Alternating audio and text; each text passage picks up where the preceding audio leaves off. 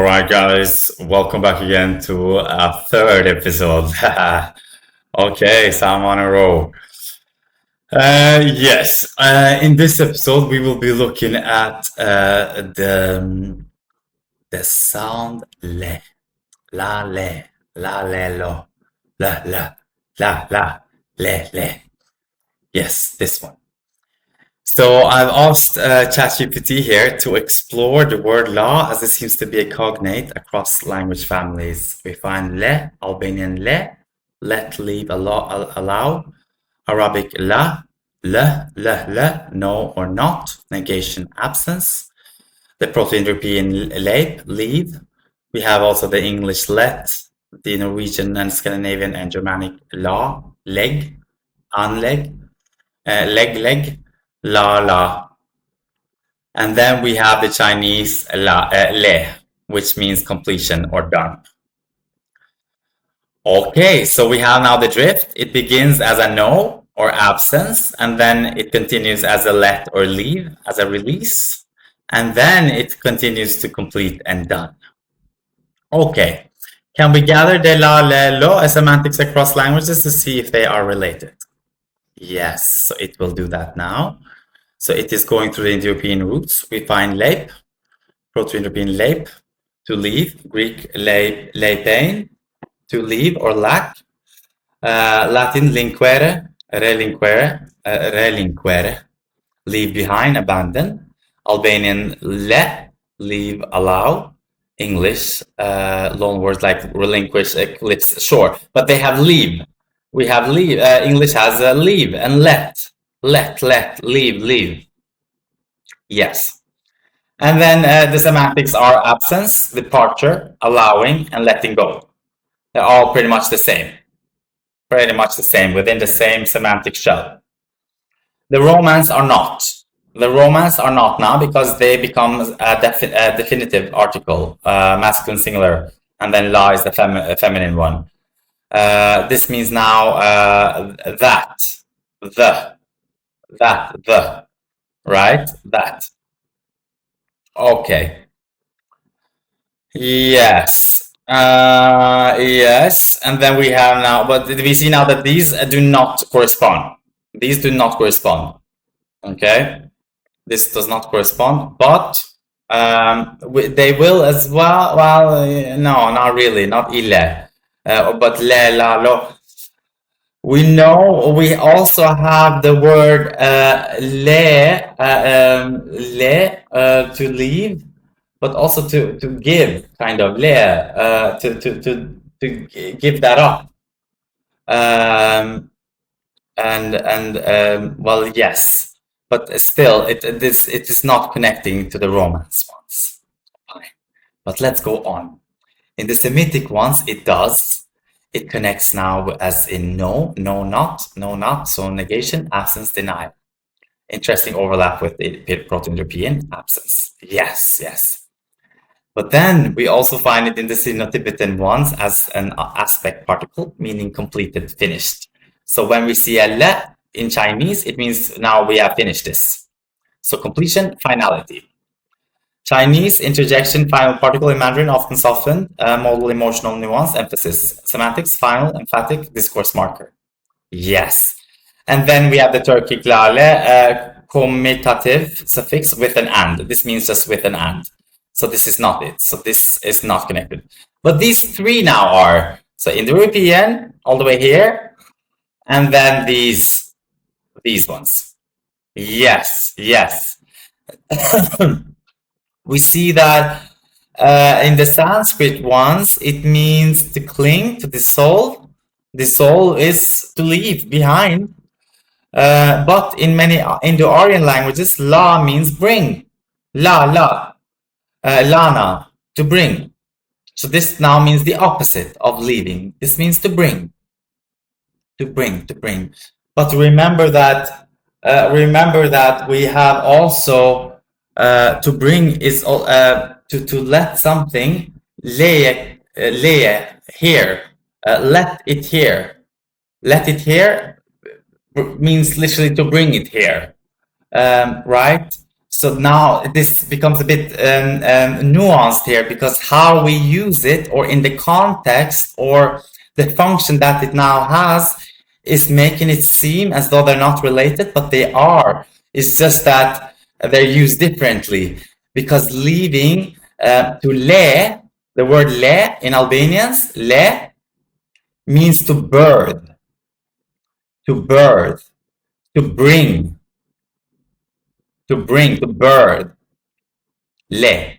So it has both the meanings, the opposite. I mean, it has the leave, let, but also it is bringing forth, right? It is birthing it into existence. Mele, e ka lanë këtu, e ka le këtu, e la këtu, le këtu. Leave that here. It has been born here. Yes. Yes. But we don't. I don't fully know how. Why? Well, if la and na means to leave that. Well, we know that la means to leave, but also to birth, and na means us, or well, in the actually in the Dravidian ones, na ni means you.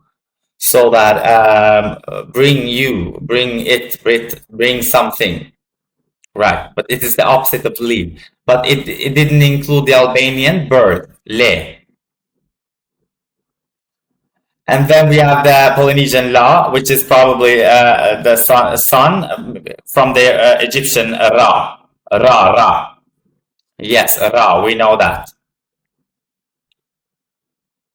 Okay, so that was it. So now it is going to give us the possible semantic drift across families. If we try to map the semantic drift you suggested, we get absence, leading, done, final, and definite. It could look like this. Negation, absence. Semitic, la, lo, not, to leave, absence. Albanian, le, let, allow. Latin, linquere. And then, well, these are release, let, leave.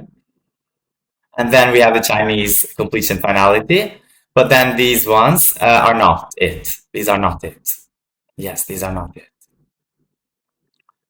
But we get now, you see a convergent human pattern. Small open syllables like la, le, lo gravitate towards marking, absence, completion, definiteness, or discourse emphasis. Yes. So I said that it seems to be an old cognate that hasn't been properly understood. Okay? And then I gave it the rest of it. And it is now going further and further. And what it is saying is that it is saying that we should map the functions across families and show the plausible grammaticalization paths it has taken, right? And separate those from any claim of common ancestry. Yes. Now we will need to remove everything that does not fit into the semantic shell of bringing forth and leaving. So yeah. So we need that. So, but this now connects negation. This is a no. This is a leave, remain, be lacking. This is a leave, let, allow, even allow, right? Allow now is allowing, right? And then we have the Germanic as well. English, leave, let, the part allow. The Romance, definiteness and anaphora. But this is now where it does not fit in. So this is now a new development. Now we can strip this away. So, we can strip this away. And then we have the Sino-Tibetan, perfective, resultative, completed, now the case. Yes. So this also now fits. So only the Romance now is not fitting. And then we have the Sinitic, la, modal, emphatic, sentence, final particle. Again, final particle, softening, insistence, topic closure. Yes. It says unrelated to negation and leave, but it really isn't, because it is now topic closure. So it is finished. It is a let, leave, done. Allah, la. Okay. This is now the Tibetic, the dative locative, meaning la, where it is now. This is now where it is. Yes, goal or location. But this is not, this is now where it is diverging. This is diverging. But remember that la, let, leave is also marking a location where I left it, or where I'm leaving it, or where I'm allowing it. Yes. The Turkish is diverging where they are with an and, so they are not fitting in here now. Yes, again unrelated. Yes, and then the Austronesian it is also unrelated, and now the Russian li is also unrelated. So your bridge holds up well as a convergent grammaticalization chain. Yes, 1 negation absence, 2 leave let permission, and 3 result completion. This yields a tidy conceptual vector, absence, letting go, done, settled. That vector is semantically persuasive. It matches well-known pathways. Yes. What this does not establish yet. A genetic relatedness across Semitic, ille, and Sinitic would require regular sound correspondence back to proto-languages. Yes. Attested intermediates showing the same morpheme traveling calculating. But that is what we're showing. That is exactly what we're showing. We're showing not the borrowing, but this one. This one. Yes. Yes. And this might have been the borrowing, or it just might be that this word is now so old. In the beginning, it was very old, and we began using it differently. And then later on, the new ones emerged that make it all seem as though that this lalo is extremely common, right? That is just a chance resemblance and independent grammaticalization. Yes. Yes. So it is seen that we don't have that. The forms are short, highly frequent, and typological favored. That they are common and they can just be chance resemblance. Yes. So that is true. Indeed, it can be that, but that is not what it's showing us. The semantics line up beautifully. Not, lack, leave, let, already done. The forms line up superficially, but that's weak evidence on its own. Okay.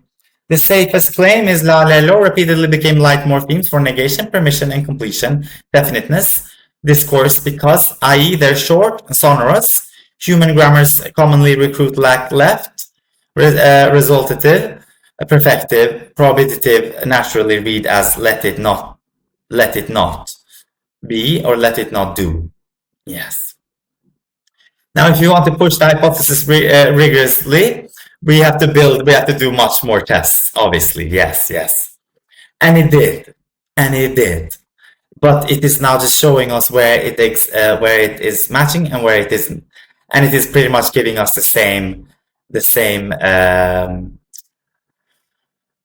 well, we're finding the same things. We're just finding more languages that do not have that, which we can just strip, meaning that these ones are new. These words are new, and we know that they're new.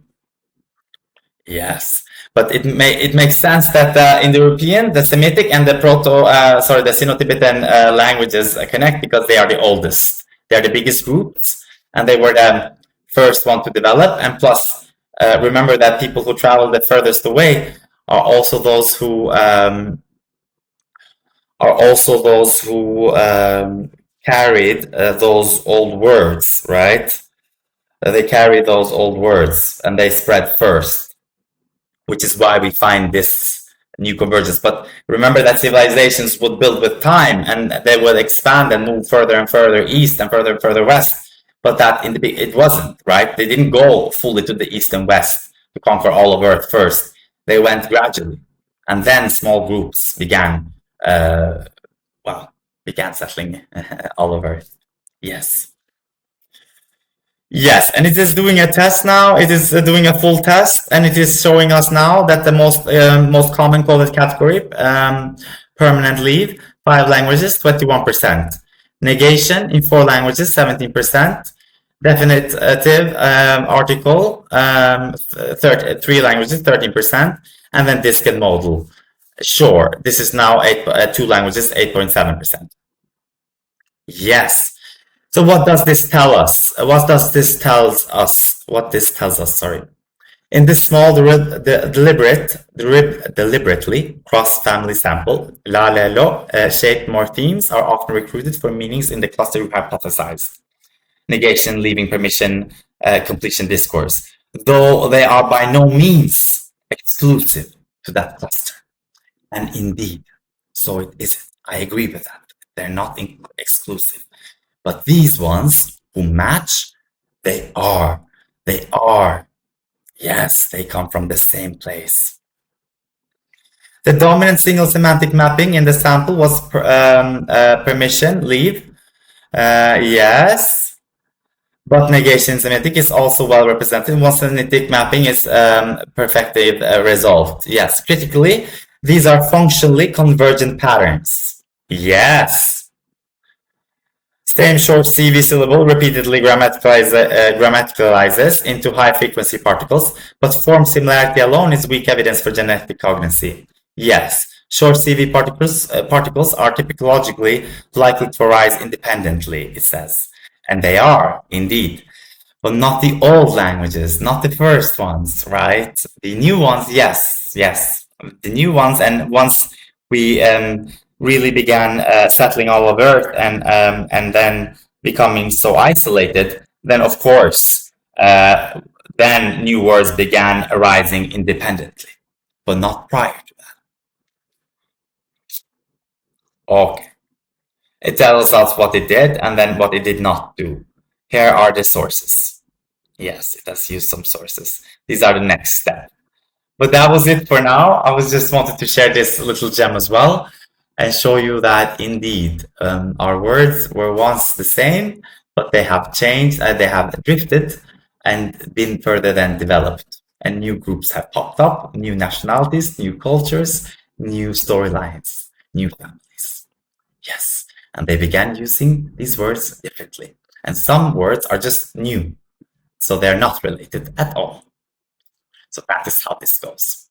So yes, so thank you for listening. Thank you for joining. Have a good day or evening wherever you are.